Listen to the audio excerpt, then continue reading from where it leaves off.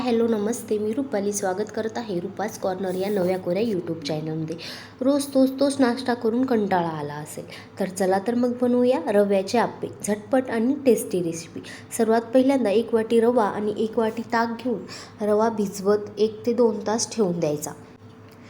मग कांदा टोमॅटो मिरची बारीक कट करून घ्यायचं। मग भिजवत ठेवलेल्या रव्यामध्ये 1 वाटी पाणी टाकून बॅटर व्यवस्थित हलवून घेऊन त्यात खायचा सोडा टाकायचा चिमूटभर आणि बॅटर व्यवस्थित हलवून घ्यायचं। लगेच दुसरीकडे चटणीची तयारी करायला घ्यायची।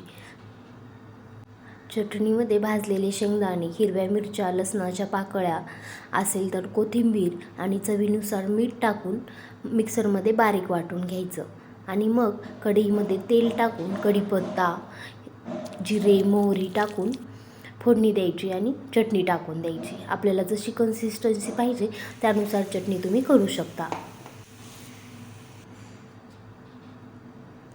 भिजवलेल्या बॅटर हलवून घ्यायचं आणि त्यामध्ये बारीक चिरलेला कांदा, बारीक चिरलेलं टोमॅटो, हिरवी मिरची आणि चवीनुसार मीठ टाकून बॅटर व्यवस्थित प्रमाणे हलवून घ्यायचं। बॅटर व्यवस्थित मिक्स करून घेतल्यास गॅसची फ्लेम ऑन करून त्यावर आप्पे पात्र ठेवायचं आणि गरम झाल्यास त्यामध्ये तेल सोडायचं। तेल टाकून घेतल्यास त्यामध्ये हळूहळू पळीच्या साहाय्याने बॅटर टाकून 3 ते 4 मिनिट बॅटर व्यवस्थित झाकून द्यायचं।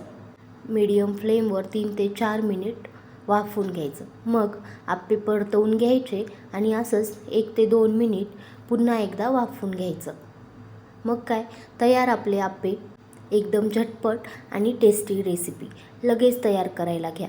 आणि तुम्हाला जर माझी ही झटपट रेसिपी आवडली असेल तर चॅनलला लाईक, शेअर आणि सबस्क्राईब करायला विसरू नका। बाय।